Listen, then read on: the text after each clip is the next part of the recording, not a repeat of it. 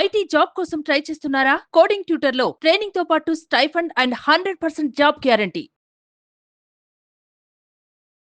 నమస్కారం ఠాగూర్ గారు. నమస్తే అమ్మ. సరే, సో కోల్కతా ఇన్సిడెంట్లో ఎస్పెషల్లీ సందీప్ ఘోష్ గురించి కనుక మనం మాట్లాడినట్లయితే రకరకాల న్యూస్లు అయితే మనం వింటూ ఉన్నాం. అందులో భాగంగానే అక్రమ ఆస్తులు, అవినీతి ఆరోపణల గురించి కూడా మనకు ఒక అప్డేట్ అయితే వచ్చింది. దాని గురించి ఇన్ డీటెయిల్డ్గా ఏంటి సార్ ఇన్ఫర్మేషన్? అక్రమాస్తులు, అవినీతి ఆరోపణలు, దీనికి సంబంధించి రోజుకొక్కటిగా వెలుగు చూస్తున్నటువంటి అవినీతి ఆరోపణలు, ఈ అక్రమాస్తులకు సంబంధించి సందీప్ ఘోష్ గారిపై అయినటువంటి వివాదాలు ఆయనకి ఎలా చుట్టుముడుతున్నాయంటే నిజంగా వ్యవస్థగా పట్టిన చీడపురుగులు ఎలా ఉంటారా అన్నది వెలుగులోకి వస్తుంది. దీనికి సంబంధించింది ముఖ్యంగా సందీప్ ఘోష్ గారి యొక్క భార్య ఆవిడ సంగీత ఘోష్, ఆవిడ పేరు మీద ఉన్నటువంటి ఆస్తుల చిట్టా రీసెంట్గా వెలుగులోకి వచ్చింది. బల్గేరియా ప్రాంతంలో ఉన్నటువంటి సందీప్ ఘోష్ గారు క్యానింగ్ ఏరియాలో నుండి కొన్ని ఫామ్ ల్యాండ్స్ ఏరియాలో అక్కడతో పోలిస్తే ఒక్కొక్క చోట ఒక్కొక్క రకంగా కొన్ని అపార్ట్మెంట్స్లో కొన్ని ఫ్లాట్స్, ఒక 3 ఫ్లాట్స్ అపార్ట్మెంట్స్ కలిగి ఉన్నాయి. ఆ లిస్టు మొత్తం కూడా నన్ను ఈడీఎస్ రైడ్ చేసిన తర్వాత అక్రమాస్తుల చిట్టాన్ని రిలీజ్ చేశారు. ముఖ్యంగా 11 ప్రదేశాల్లో ఆయన మీద అటాక్స్ జరిగాయి. ఆయన బంధువులు, ఆయన యొక్క సన్నిహితులు, అట్ ద సేమ్ టైం ఈయన ద్వారా ఆర్థికంగా ఎవరైతే కాస్త బెనిఫిషియరీ పొందారో వాళ్ళ మీద కూడా జరిగిన దాడులని మొత్తం చూస్తే మోర్ దాన్ ఒక చిట్టానే పెద్ద చిట్టా ఉంటుందేమో బహుశా. ఎలా అంటే వాళ్ళ మిస్సెస్ పేరు మీదుగా 2021లో ముఖ్యంగా క్యానింగ్ ఏరియా దగ్గరలో ఒక ప్రదేశంలో ఆయన ఒక అపార్ట్మెంట్లో ఒక 3 ఫ్లాట్స్ ఉన్నాయి.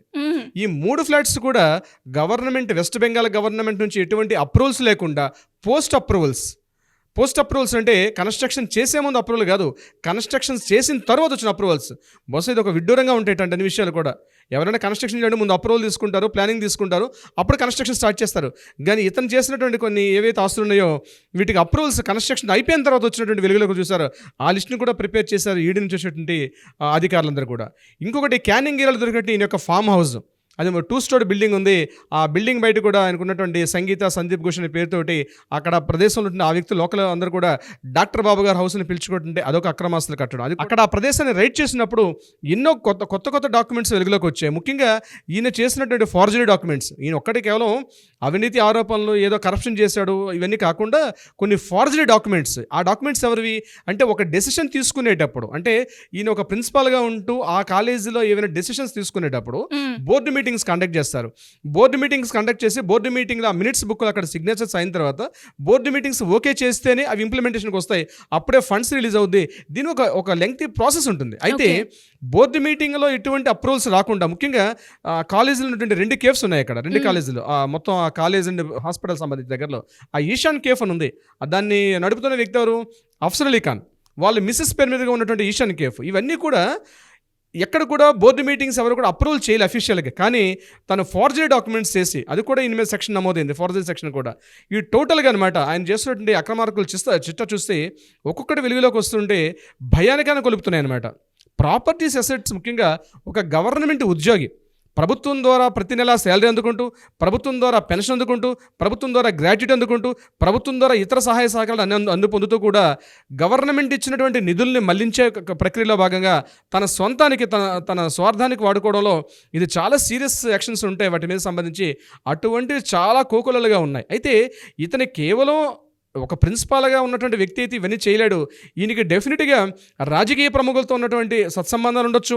అదేవిధంగా హైయర్ డిపార్ట్మెంట్స్లో, ముఖ్యంగా మినిస్ట్రీ ఆఫ్ హెల్త్ డిపార్ట్మెంట్, ఆ డిపార్ట్మెంట్లో కూడా ఈయనకి సంబంధించిన వ్యక్తులు ఎంతో కొంత సహాయం చేయకపోతే డెఫినెట్గా ఈయనంత ఆస్తులు కూడబెట్టే అవకాశం అయితే ఉండదు. వెలుగులోకి వచ్చారు కాబట్టి ఈ విషయాలన్నీ మనకు తెలుస్తున్నాయి.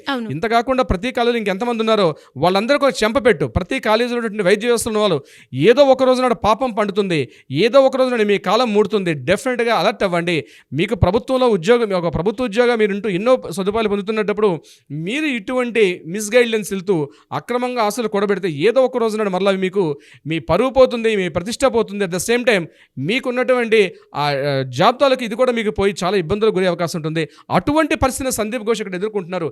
కేవలం ఈయన కాకుండా వీళ్ళ మిస్సెస్ కూడా ఇక్కడ అసిస్టెంట్ ప్రొఫెసర్ ఆవిడ.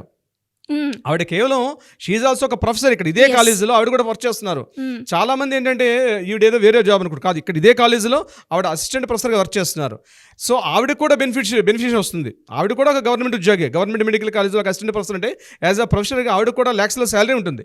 ఇన్ని బెనిఫిట్స్ భార్యాభర్త ఇద్దరు కూడా పొందుతూ కూడా వాళ్ళ ఫ్యామిలీ హిస్టరీలోకి చెప్పకూడదని సోషల్ మీడియాలో చెప్పకూడదు కూడా మనం చెప్పట్లేదు, కానీ వాళ్ళ ఫ్యామిలీ హిస్టరీ కూడా మన దగ్గర ఆ డేటా ఉంది. అవును. కానీ కొంత ప్రైవసీ మోడ్లో ఉండడం వల్ల మనం రివీల్ చేయలేకపోతున్నాం. కేవలం ప్రాపర్టీస్ మాత్రమే. ఇక్కడ దీనికి 2 రకాల దర్యాప్తు సంస్థలు 2 రకాలుగా ఈయన మీద చేస్తున్నాయి. ఒకటి సిబిఐ వాళ్ళు, సిబిఐ డిపార్ట్మెంట్లో ఉన్న ఏసీబీ వాళ్ళు ఈయన మీద, అంటే anti corruption bureau section prevention of 1988 act ప్రకారం సెక్షన్ 7 ఈయన మీద ఇంపోజ్ అయింది. దాని ప్రకారంగా ఈయనకుంది. అదే at the same time ED అధికారులు, ఎన్ఫోర్స్మెంట్ డైరెక్టరేట్ అధికారులు కూడా ఈయన మీద అటాక్ చేశారు. దానికి సంబంధించి కూడా ఎదుర్కొంటున్నాడు. అయితే ఈయన మీద ఇప్పుడు ఉన్నటువంటి ఏవైతే అలిగేషన్స్ ఉన్నాయో 3 అలిగేషన్స్ ఉన్నాయి. ఒకటి రేప్ అండ్ మర్డర్, ఈయన కాలేజీలో ఈయన పనిచేస్తున్న టైంలో ఆ రేప్ అండ్ మర్డర్ జరిగిన సంబంధించి ఇప్పటిదాకా మనకి ఎటువంటి ఇన్ఫర్మేషన్స్, ముఖ్యంగా సందీప్ ఘోష్ యొక్క పాత్ర ఎంత ఉంది, ఈయన ఎంతవరకు ఇన్వాల్వ్మెంటెడ్ అనేది బయట ఊహాగానాలు తప్పించి అధికారికంగా ఎక్కడ కూడా మనకి రిలీజ్ కావట్లేదు. సో అది మనం అక్కడ పక్కన పెడితే మిగిలినటువంటి అవినీతి ఆరోపణలు కానీ అక్రమాస్తులు కలిగి ఉండడంలో మాత్రం రోజుకోటి పుంఖాలుగా వస్తున్నాయి ఒక్కొక్క ఇన్ఫర్మేషన్ బయటికి. Yes. సో దీనికి సంబంధించి మనం అప్డేట్స్లోకి వెళ్ళినట్లయితే కేవలం ఆస్తులు ఇవే కాకుండా ప్రభుత్వ రాజకీయ సంబంధాలు, ముఖ్యంగా ఏదైతే ఈయన ఫామ్ హౌస్ ఉందో, ముఖ్యంగా క్యానింగ్ ఏరియాలో కలకట్టా నుంచి సుమారు ఒక 30 కిలోమీటర్స్, అంటే ఫర్ ఎగ్జాంపుల్ మన హైదరాబాద్ నుంచి శంకర్పల్లి చేయాలి ఎట్లా అనుకుంటామో అది చాలా కాస్ట్లీయెస్ట్ ఏరియా.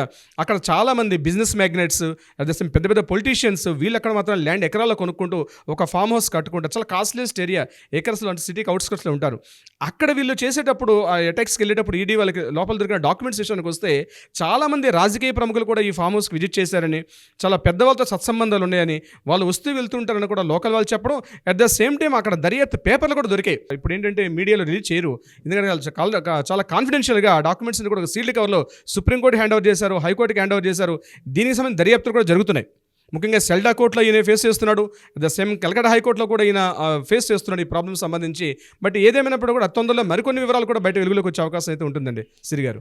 సో మీరు చెప్తున్న ఇన్ఫర్మేషన్ కూడా sir everything point to point ఎంత క్లియర్గా చెప్తున్నారు. దాంతోపాటు ప్రతి ఒక్క అప్డేట్ కూడా మినిట్ టు మినిట్ మీ టైంని మాకు కేటాయించి ఇస్తున్నందుకు thank you sir. Thank you so much. Thank you so much అమ్మ సిరి.